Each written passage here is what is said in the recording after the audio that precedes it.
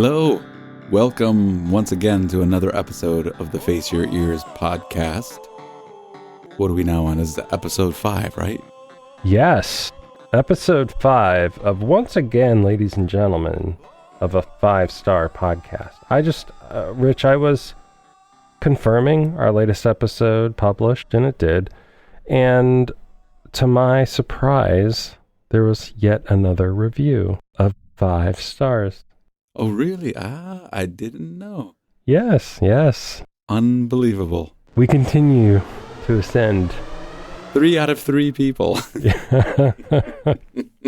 The average is strong. What's going on with you? Well, first off, I'm a bit under the weather, so that may come through in this podcast. And if it does, well, it does. Sorry to hear it, man.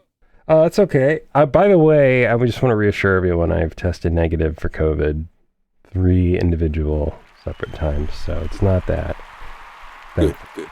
But yeah, I'm okay. I'm on the mend. Yeah, what else is going on? So I've been really focused on my YouTube channel for Man-Made Random. Nice. So you can check that out by just going to YouTube, searching for Man-Made Random, or you can go to manmaderandom.com. There's a link to my YouTube channel there. Most recently, I just was thinking about the fall and Halloween and like this spooky time of year. And so I just came up with this sort of spooky, scary, cinematic kind of thing and posted that up on YouTube. So, yeah. That's really cool. Yeah. Yeah, man. Check it out, people. Check it out. And while you're at it, visit our website here, the podcast website at faceyourears.com. Check out the resources page. We have some new stuff up. Justin made an amazing PDF for the last episode. Yes. So we have some resources for other musicians, collaborations. Yeah, like collaborative resources. So looks great, by the way. Nice PDF. Thank you. In today's episode, we are shifting the topic from focusing on the producer specifically to how one prepares to meet and subsequently work with that producer. So production preparation. So how does one prepare to enter into that production process? Because there are a lot of moving parts and it can be fairly complex and frankly overwhelming. And so I think it's good to sort of have a frame of reference. Hopefully this podcast can provide that for our listeners, like a frame of reference for what to consider, what to think about, as they enter into that. Or at least to get you to start to think about those things. Exactly. Because I think for any kind of skill or process, you don't know what you don't know when you are in a place where you've never done that thing before. And so this is a way to sort of get a leg up and start to learn about the things that maybe you just don't know. So, Rich, in our conversation sort of leading up to this podcast episode, you were pretty passionate about this topic. So why is this a topic that is important to you?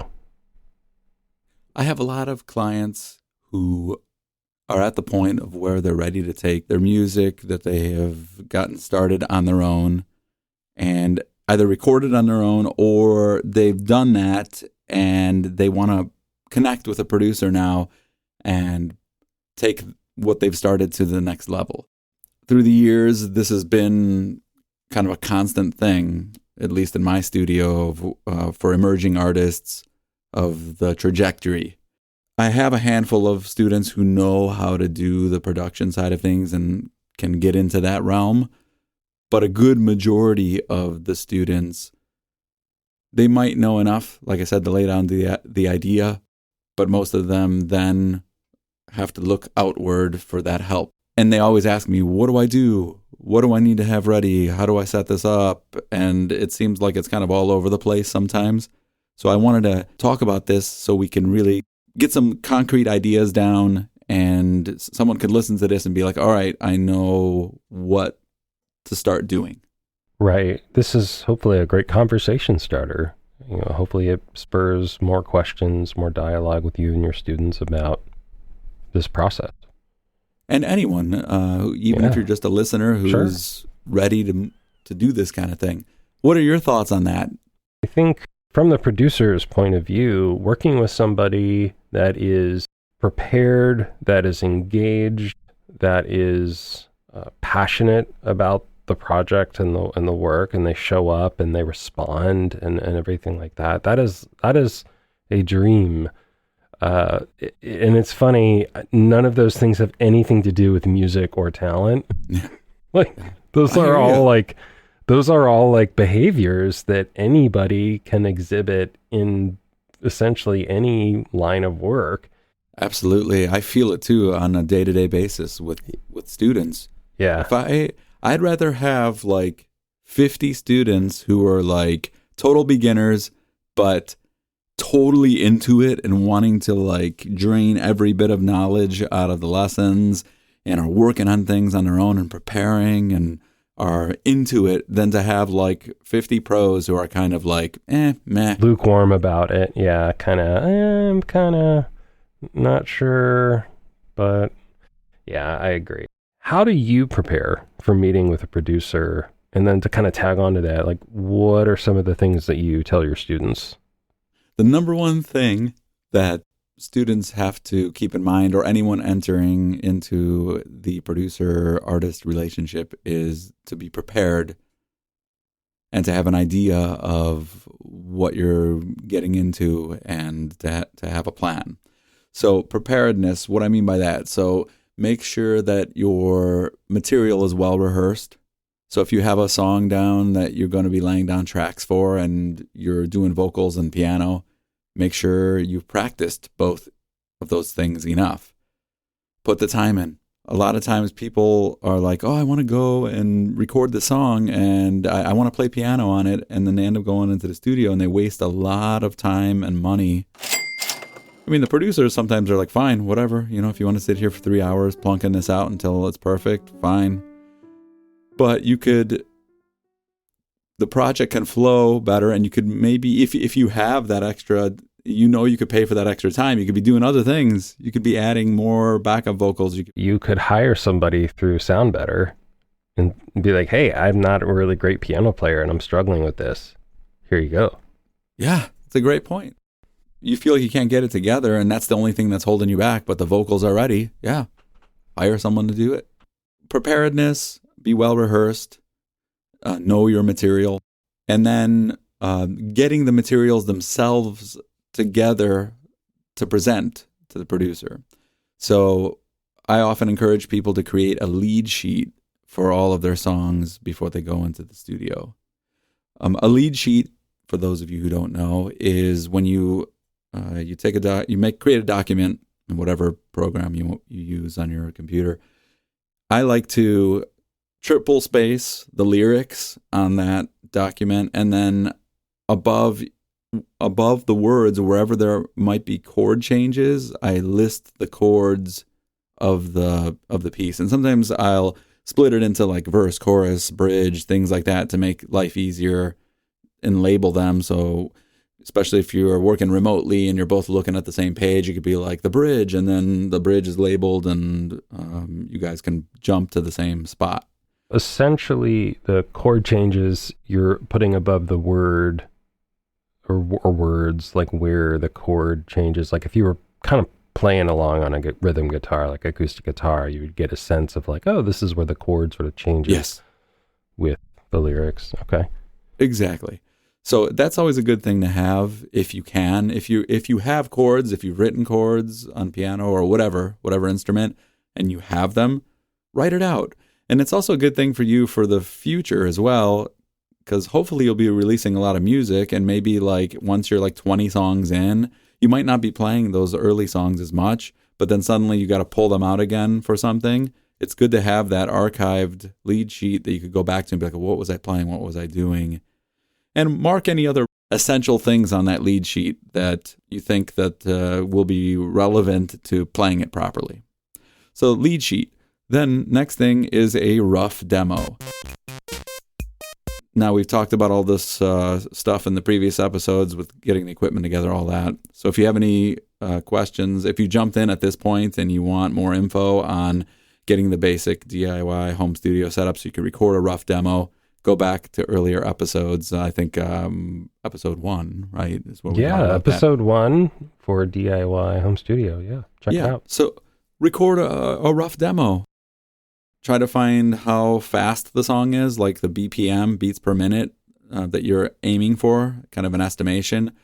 Create a template in your whatever DAW you are using, digital audio workstation. Can you back up just a sec? You mentioned something BPM. So for people that are not initiated either with a DAW or with that sort of terminology when it comes to music, what is that equivalence to? Yeah, beats per minute. Beats per minute. So like you have to set a speed at which the beat of the song goes. So like the tempo. The way you kind of feel that is if you listen to a song you like and you kind of start clapping along to it to get the feel for it, that has a numeric value of how those pulses manifest. So if you've written a song, you want to try to find what that is and at least a ballpark close figure and get that into your template so that when you turn on... Sorry to interrupt. You can even like Google to find out the BPM of some of your favorite songs pretty easily. So if it's something you're super uninitiated with, try that. Look up Beyonce Single Ladies BPM, and I'm sure it'll show up. Yeah. Yeah, and there's other apps too where all you have to do is tap on the screen, and it'll give you a readout. If you like tap for a few seconds, it'll give you a readout of what your BPM is, and then you could take that number and transfer it into your project. So anyway, so and then if you play an instrument, play the instrument to the metronome to the best of your ability, and then record another track and sing over that. And so you at least have a rough demo, like this is kind of what the song sounds like. It doesn't have to be perfect. What can you comment on that? How perfect does a demo have to be for someone coming to see you?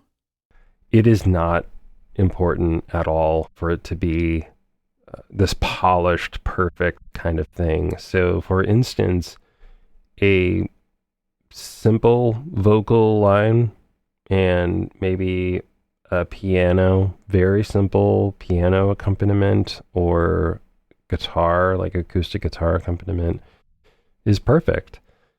And what that does is it's actually more helpful to get a stripped down, bare bones version of the song. It's more pure, I guess, that way. And there's more to build from, I think, at that point. So it can be advantageous in that way. And note to listeners who are, sitting on their songs, waiting until they could create this perfect demo until they flesh it out with a producer. Stop. Don't do that. Yeah, that shouldn't be an objective of yours, is to wait until you have a quote perfect demo. You're just going to re-record it all, right? You're just going to re-record it all anyways. I think that's a really good thing to bring up, is the point of a demo is just that. It is a demo. It is an idea. It's a demonstration. I went to a recording workshop, when was that? Last spring. And we actually had the opportunity to hear a demo from a band that the head producer there was working with.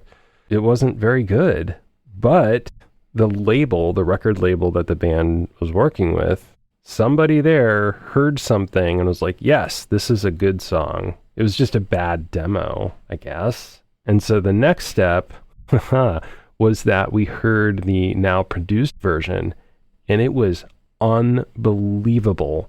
Almost a completely different song. So interesting, just sounded really thick and like punchy and like totally transformed. And Rich, you're right. So the producer told the story about how the singer of the band came out, worked with this producer, and they laid down new tracks, they laid down new vocals, and boom, they had this really amazing new song. So it just goes to show that you can start with something that's sort of it's sort of the idea that you start with something really rough and you kind of, find the final song within that. So the bottom line is whatever materials you do have, compile them, make them clear, legible, and as complete as possible, and include whatever you think is relevant that the producer needs to know. You can even write little notes on the lead sheet. All those things add to the whole experience and will help the producer, that I found. It just moves better, even if they don't say it directly. Like I've just seen it with students, the ones that are like, yes, let's do all these things, let's make sure this is all here. When I send them off to a producer and they have all that material, then it all comes together so much easier. It works better. Moving on, you need to establish a timetable for your release and for possibly finishing the project. Like this is something you want to discuss early, because you got to make sure it works with the producer you're going to. How long will it all take? An estimation of how long it'll all take. Some producers I know, when the client comes to them, they're like, I'm only available this month during this time. And there's a very small window. And then there you go. It's kind of set for you. But it's good knowing that going in. And then you know if you could do it or if you need to switch to someone else or you need to wait longer. But talk timetable right away. And have an idea for yourself. When do you want to release it? That is important on other levels too, because some people will record material and then just sit on it forever. And then the longer you sit on it, the more you'll start to second guess it. And then maybe you won't even release it. So it's like have at least a general outline for that. Yeah, these are the three basic main bullet points. Like if you're going to extract like a list out of what I just told you, there's more things, obviously, but I think just to get the ball rolling, those are the three things. Be prepared, get all your materials together, and discuss scheduling, timetable, availability, all that stuff. Be ready to deal with that right at the beginning. Are there any other things that you can add to this list? Yeah, I think from my perspective, there's a few things that come to mind that are helpful in sort of the process and the journey of producing a song.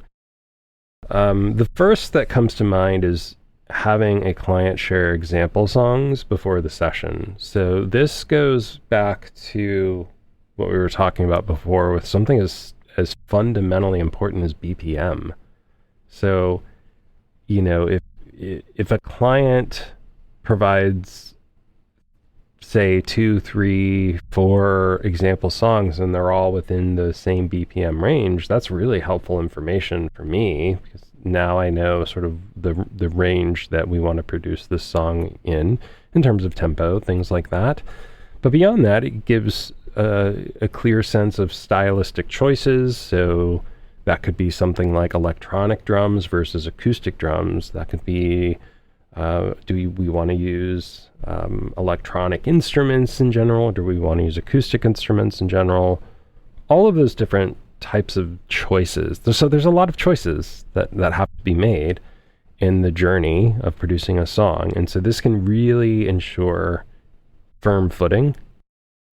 So does the song have to be an exact example of, I want my song to sound exactly like this? Does it have to be that? No, I don't think that's the goal. The goal is more about vibe, to borrow a term from the young folk.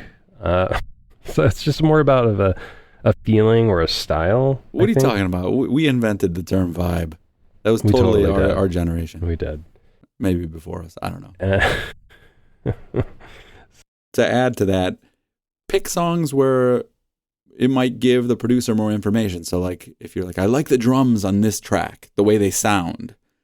That could be that thing. I like the way this person's vocals were produced on this one. I really like the effects and the outcome on this one. Et cetera, et cetera. That's great if you want to approach it that way. And what I think you're bringing up on like a bigger topic, Rich, is it's really up to the client to provide examples in the way that makes sense for them. So you could have a client provide 3 different examples, one for vocal style, one for drum style, one for guitar style. I've had a client provide examples solely based off feel. And by doing that, I was able to identify themes between each of the songs. And it was a really interesting sort of surprise for her, where she was kind of like, oh, she didn't realize like the sort of connective tissue between those songs. And don't be vague about it, people.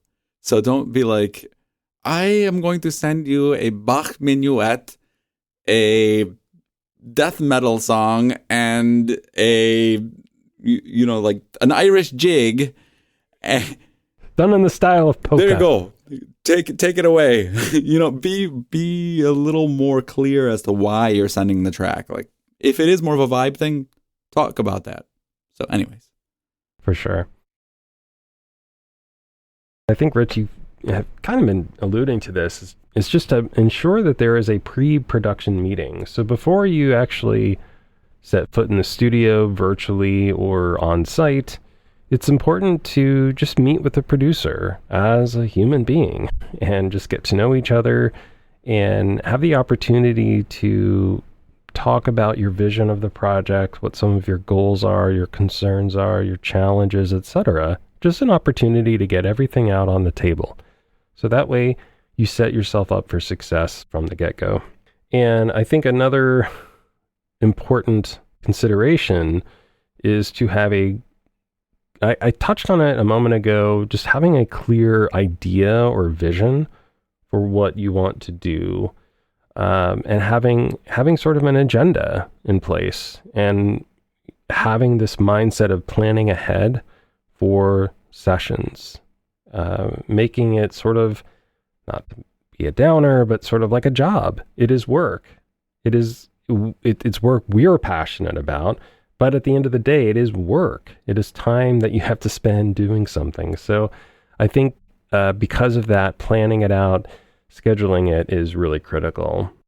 What should the client be thinking with regards to planning a session with you? Should they have a game plan for each session? It's a tough one to answer in a sense, just because it's so variable. It just depends on the circumstances of that specific project. So for instance, it could be, I mean, it's almost always going to be deliverable based, I think. So some kind of thing gets sent to you, whether that's a lead sheet, whether that's a vocal track, whether it's a demo, the things you mentioned before, right? There's some kind of deliverable that has to take place. And so I think that's a really good starting point, is to say, what is the first deliverable and when is a reasonable time for that deliverable to be delivered?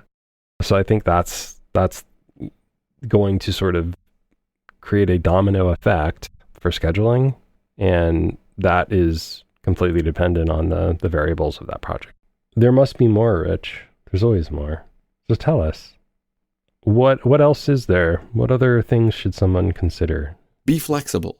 When you come in, I know your song is personal to you and you want to make this artistic vision come to life, but come in with an open mind. You've now invited someone else in to help you bring this to life. So oftentimes, producers are creative people who are also sometimes really good musicians who play multiple instruments and will have ideas like, in this part, I think you should add a guitar here. And on this part, I think we need backup vocals. Let the ideas come out. Be flexible. Lay it all on the table. You don't have to commit to anything right away. Lay out all of the ideas in the beginning. Yeah, I actually have a story that just popped in my head related to this very topic. So I had the amazing opportunity to go to Moog Fest. It's like a synthesizer festival, Moog synthesizer, in North Carolina back in 2019. And Moog is a synthesizer. It's sort of one of the most, it's like the Steinway grand piano of the synthesizer world. It's iconic. Wasn't Pink Floyd known for using the Moog? Oh yeah, among many other synthesizers. But so I was at Moog Fest, and I am a huge fan of Depeche Mode. And Martin Gore is one of the founding members, one of the crucial, if not the crucial songwriter of that band. And there is a super well-known, iconic Depeche Mode song called Enjoy the Silence. And it's the video with the lead singer, Dave Gahan, walking around dressed as a king, and he has like a folding chair, I think, or something. And anyway, if that sparks any memories for anyone. So yeah, in that song is truly like, if you hear the song, you'll almost instantly recognize it. Most people, I should say, and like, of course, there are people who have not heard it, but anyway, super well-known song. And it's kind of got more of an upbeat kind of feel to it. But Martin Gore wrote that song, and his original vision was that it was more dirge-like, and it was really slow and almost like a funeral-esque kind of song. And the producer of that record, and I think maybe a member or two of the band, I can't quite remember, but Martin was telling the story, and so he was like, he hated it. Like, Martin Gore hated like what they came up with, like this faster sort of upbeat poppy kind of version, and he had envisioned something more dirge-like, more somber, and he hated it. And it's like, dude, I cannot, like, it is not just one of the most iconic Depeche Mode songs, it's like one of the most iconic 80s songs or just pop songs. Like, it's such a well-known song. And so I think it was just a really powerful story in that sense of like, if you are willing to kind of let go of your ego, or just, you know, allow things to go down a path, or trust someone, trust the producer, you know, that you can maybe have your own Enjoy the Silence moment. It's a nice story. The bottom line is, be flexible. Sometimes good ideas could come out of that. If you really aren't into what is presented, you could revisit it. You could change things up. After all, you're the one going and setting this all up and essentially paying for this service. So ultimately you get the final say. When you do run into things that you might not be into, or that you want more of or less of, be clear and specific with the feedback. I all the time run into students who are like, oh, I just went in and we did this and the producer wanted me to do this and I'm just not happy with it, and like, I don't know about this. And then I ask them, like, did you say anything?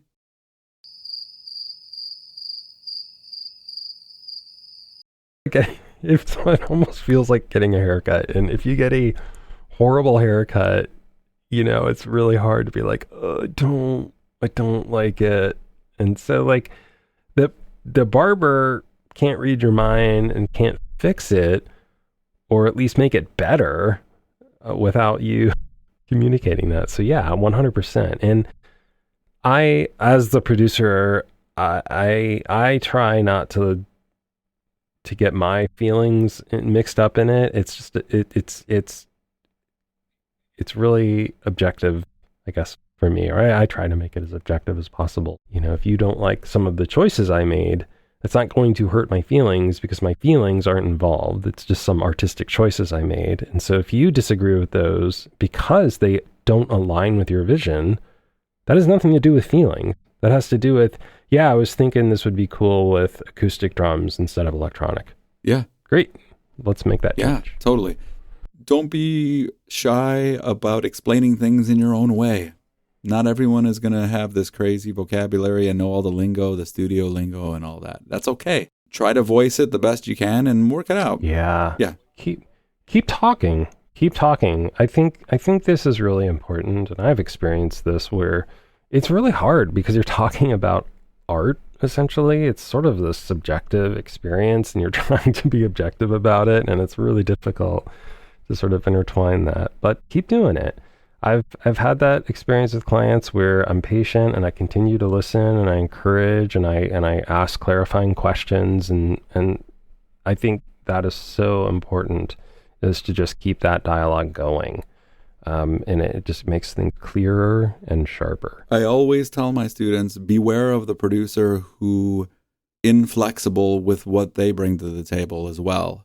the average Joe who's new at it, you don't want to be dealing with someone who is too aggressive with trying to shape and mold the songs with only their ideas in mind. Yeah, at the end of the day, the producer should be a collaborative partner that has your best interest in mind. The last thing I want to mention, be prepared to do many drafts. Sometimes I get a student who gets the first recording back from the producer, and they're like almost in tears because they're like, oh, it's not what I had in mind. It's not. And they're ready to like pull the plug on the whole thing. I'm like, hello, it's only the first draft. Did you go back with some notes? Did you guys talk yet? So be ready to revise, have draft. By the time you're done, sometimes they could go back quite a few times. I'm sure you could comment on that. It is absolutely an iterative process. In other words, there are going to be multiple drafts. And like I mentioned before, the producer is there to serve you, or should be there to serve you and your vision. That's what they're being paid for. You have that full autonomy. It is your project. It is your song to shut it down or say that, yep, we need to go back to the drawing board, or this is what I have in mind. Can we get closer to that in terms of instrumentation, for example? Yeah. So I think that's a really important thing. Are there any other kind of just bullet point on the technical side to kind of wrap all this up of things that people should be considering? Definitely ensure you have a clear understanding of the process with that producer. What is that going to look like? Schedule, whether that will be virtual, a format for transferring work, if you're working remotely, so maybe sharing different tracks or recordings, things like that. And then that begs the question, okay, how, and I'm sure that this would come up naturally, but how are we going to do that? Do they have a proprietary file sharing system? Some studios do that. Or is it as simple as Google Drive, whatever it might be? But it's important to sort of establish that going in. It's also important to talk about equipment needs, if any. So, you may need a specific kind of instrument or amp. Maybe you're going for a certain kind of sound. So for instance, maybe you're working with a producer that works in a studio. It's important to ask about their equipment. They may have a huge array of guitar pedals or amps or microphones that would be important to know about in your project. And to add to that, if you're working remotely, talk to the producer about what you need on your end to get the job done on your end, so that you could record it properly. I think it's important to understand what is the first deliverable. So what is the first thing that you are going to deliver? Is it a lead sheet? Is it a recording of a rough demo? What is that thing? And I think from there it will dictate subsequent deliverables and dates. So you'll want to work that out, kind of starting that groundwork in this pre-production session. With regard to rates, some people have their rates posted on their respective sites. Some people you have to contact and talk through it. It's kind of project by project. The more songs you go in with, sometimes you'll get a better rate if you go in with 5 songs instead of 1 song. So you should talk about those kinds of things and know that ahead of time so that you can plan accordingly. And I think it's good too to talk about how other people might be involved. So, for instance, I'm producing a song right now that is involving a few different musicians. And so there's a lot of coordinating and communication and just thoughtful approach to producing this particular song. And so I think that's something that you want to broach at the beginning. That's not something you want to surprise, I think, a producer with like later on in the project, because like anything, the more people that you involve, the more complex it becomes. So I think knowing that up front is really important. Things have changed so much. Back in my day, when you wanted to work with a producer, you had to do it in person and go to a studio, and everything was much more formulaic. Yeah, it was very Wizard of Oz, I guess. It was in a building with this seemingly magical, unattainable, mystical power, and you had to go in there, and there was only one person that could help you. And now the gatekeeper, at least of that aspect, is gone. The restrictions of being even in the same room are gone. You could do so many good things remotely now. It's unbelievable. I'm working on an album right now with someone completely remotely. And I know, Justin, you work with a lot of clients remotely as well. You got to, that's awesome. That's the nature of my production. So it is 100% virtual. So that's one of the unique things I offer. Check me out, manmaderandom.com. You can see, or you can learn more information about what I offer. And if you need help with studio prep to go see someone like Justin, find me at bozikvoicestudio.com. I think this is a great place to wrap things up. What do you think?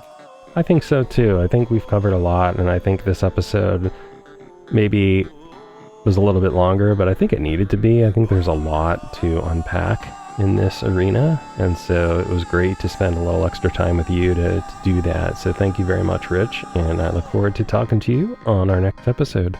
Thank you. Take care, guys. Bye. Thank you for listening to the Face Your Ears podcast. We hope you found it entertaining and informative. Check us out on social media and be sure to like, comment, and subscribe. For more information related to our podcast, head on over to www.faceyourears.com. Links can be found in the show description. And remember, whether you're a musician just starting out or a seasoned professional looking to talk shop, it's time to face your ears.